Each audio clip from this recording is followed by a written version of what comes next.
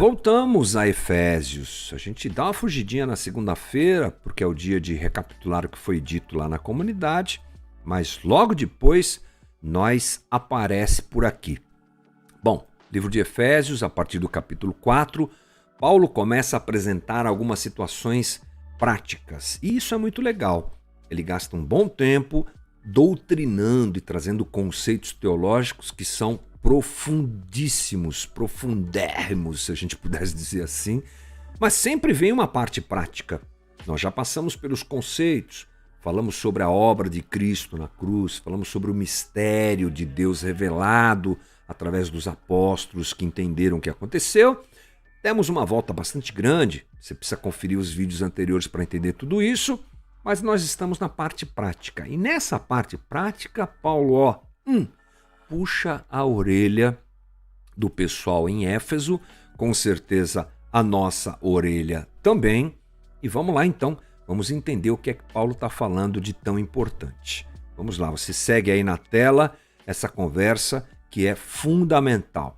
Eu chamei esse momento de Paulo aqui do seguinte: como gente que pertence à luz. Nós temos que viver como gente que pertence à luz. Já falamos um pouco sobre isso semana passada.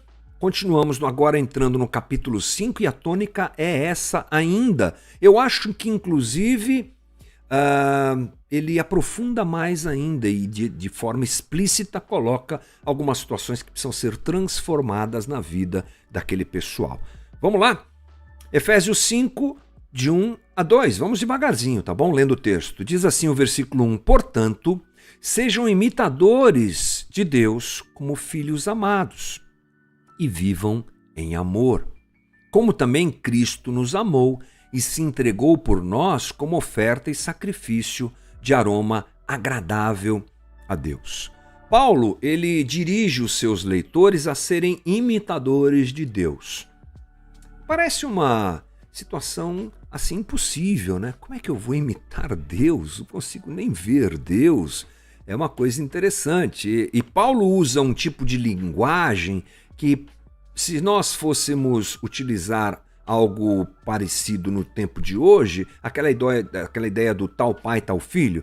Então Paulo abre o texto aqui no capítulo 5 dizendo isso: tal pai, tal filho, seja imitador de Deus, não é? Já que vocês são filhos de Deus, saíram da ignorância, foram iluminados, aquela coisa toda que nós já falamos. E Paulo, não vamos esquecer que ele já disse aos seus leitores para o imitarem, porque ele imitava Cristo, isso é fundamental. E agora ele sobe a régua. Não basta só você me imitar, apesar de eu imitar a Cristo. Agora imitem a Deus. A pergunta então é: como é que eu vou imitar a Deus? Até porque a perfeição de Deus nos assusta e deve ser assim mesmo, né? Mas nós temos a figura de Cristo, que é o instrumento para nós conhecermos a Deus. Ele é a imagem do Deus invisível. Lemos isso em Colossenses, o Projeto Sola cantou isso. Jesus é a imagem do Deus invisível. Mas, antes de a gente entrar mais profundamente nisso, vamos nos lembrar que Deus é amor, não é? 1 João 4,8, quem não conhece a Deus... Quem não ama, não conhece a Deus, porque Deus é amor. Então, viver em amor é imitar Deus, né?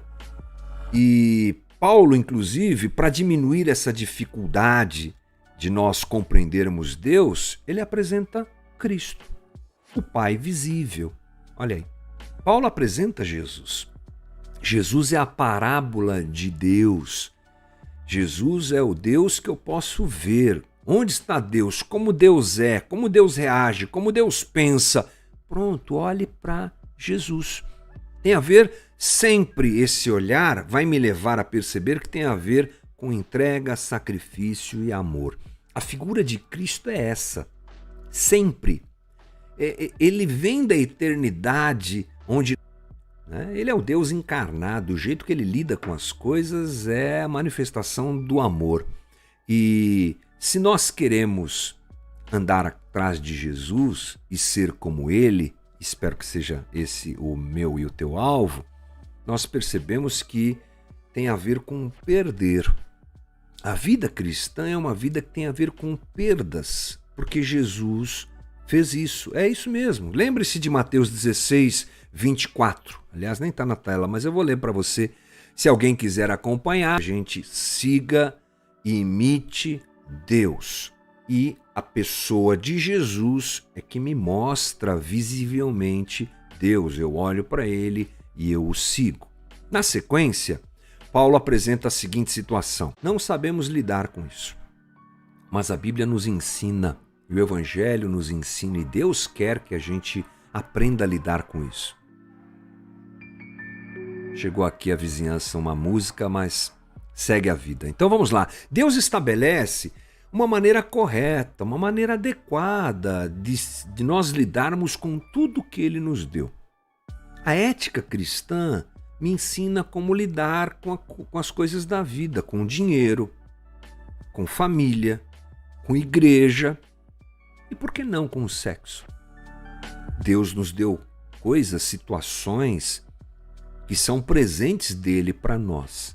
Nós é que deturpamos, nós é que deformamos, nós é que temos uma capacidade realmente pecaminosa de transformar aquilo que é bom naquilo que não é tão bom assim, né?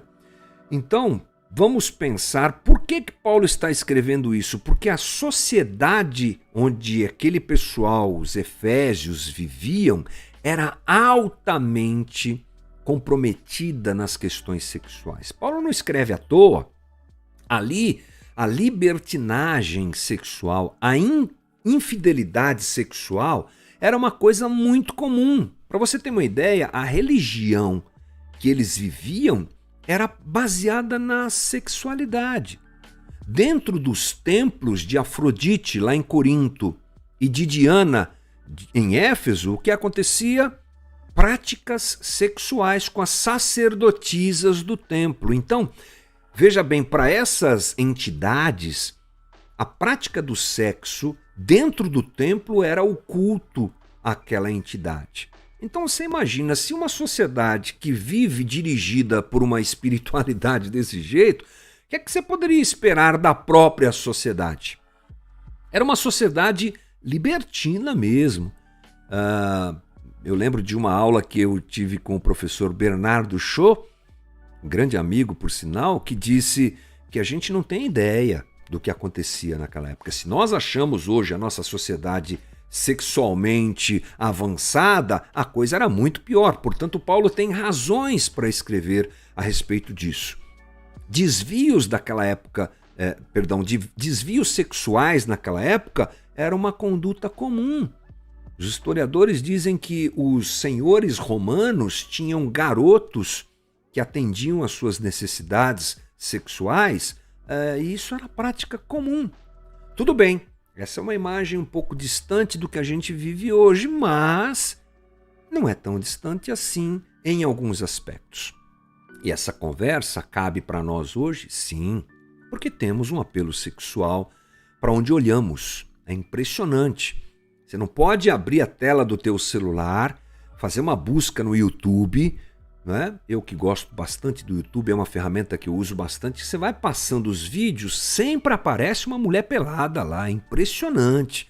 Sempre aparece uma cena que te lembra sexualidade, não é? Isso tá na música, isso tá na cultura, isso tá nas séries. A gente não consegue assistir uma série hoje em que não tenha uma clara conotação de uma sexualidade, obviamente, dentro do que a sociedade acha que é o certo, né? Então a gente é bombardeado por isso. E a verdade, irmão, é que o crente tem um problema com isso.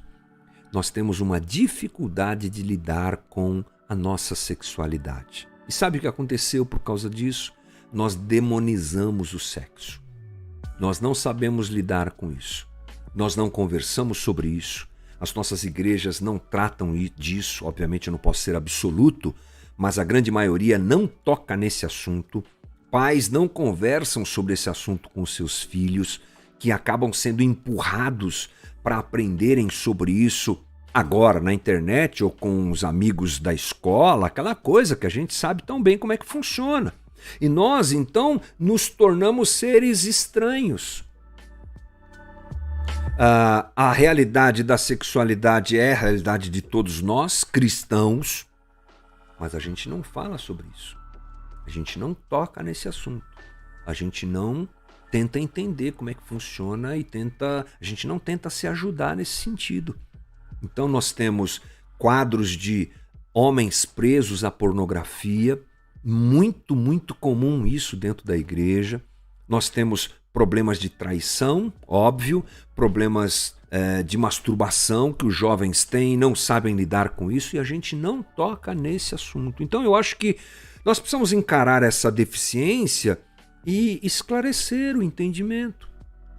Saber que existe uma forma adequada de se viver a sexualidade e que essa que é apresentada por Paulo aqui, ela não convém. E para nós o que convém é o que convém para Cristo, o que vem de Cristo para nós, né? O que vem do texto bíblico para nós. Olha o que Paulo fala no versículo 4. Não haja obscenidade, nem conversas tolas, nem gracejos imorais que são inconvenientes, mas ao invés disso, ações de graças. Então, se é uma coisa para a gente se preocupar, eu acho que é legítimo nós nos preocuparmos com isso. O interessante é que nós gostamos muito de pensar no que pode e no que não pode. Meu amigo Zé Bruno é que é contra isso, ele chuta o balde, né? Chuta a barraca quando ele fala sobre isso, né? Por quê? Porque quando nós pensamos em delimitar o pode e não pode, nós deixamos de pensar no porquê queremos fazer o que queremos fazer.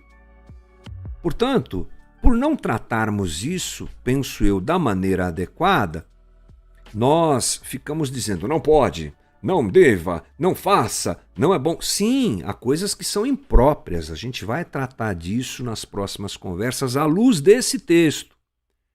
Olha como é legal a gente ler o texto bíblico de maneira corrida e expositiva. Não estávamos falando sobre isso até a última live, agora estamos falando sobre sexualidade, porque está no texto. Temos que falar porque está no texto. Precisamos aprender com a Bíblia sobre isso.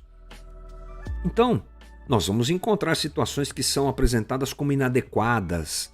Sim, isso aqui é inadequado, essa prática não é legal, isso aqui não agrada a Deus. Sim, claro. Mas o que falta muitas vezes para nós é esse mergulho no entendimento do nosso próprio coração, da nossa própria disposição em fazer ou não fazer algumas coisas e desejar fazer algumas coisas. Será sempre uma luta constante, não tenha dúvida. Isso vai nos perseguir a vida toda e vamos lutar contra isso a vida toda. Mas há um jeito, uma ética cristã para a sexualidade adequada e que nós precisamos entendê-la, permitindo assim que esse entendimento transforme a nossa vida e a nossa relação com essas coisas para uma purificação do nosso jeito de ser. E a gente se tornar gente transformada, inclusive com a ajuda do Espírito Santo, sem dúvida, com a ajuda do texto bíblico, sem dúvida, mas com a ajuda do irmão com quem você caminha na comunidade, coisa que a gente às vezes não faz, né? A gente fala de tudo, mas menos disso, como eu já falei agora há pouco, com a ajuda do pastor, com a ajuda de gente que tem gabarito e estudou para isso, terapeutas, gente ligada à psicologia, que ajuda a gente a entender que algumas coisas realmente podem ser vencidas. É óbvio que a gente entra aí num dilema, porque a nossa sociedade aprova essas coisas que a gente percebe que no texto bíblico são rejeitadas e a gente vai lutar contra isso também. Que Deus nos ajude a encontrarmos de maneira saudável e tranquila o caminho de uma sexualidade saudável e ajustada à vontade de Deus. Desafio? Eu acho que sim. Como tudo é desafio, a gente é desafiado a aprender a lidar com dinheiro, a gente é desafiado a aprender a lidar com a raiva, com a ira, a gente é desafiado a aprender a lidar com o sexo.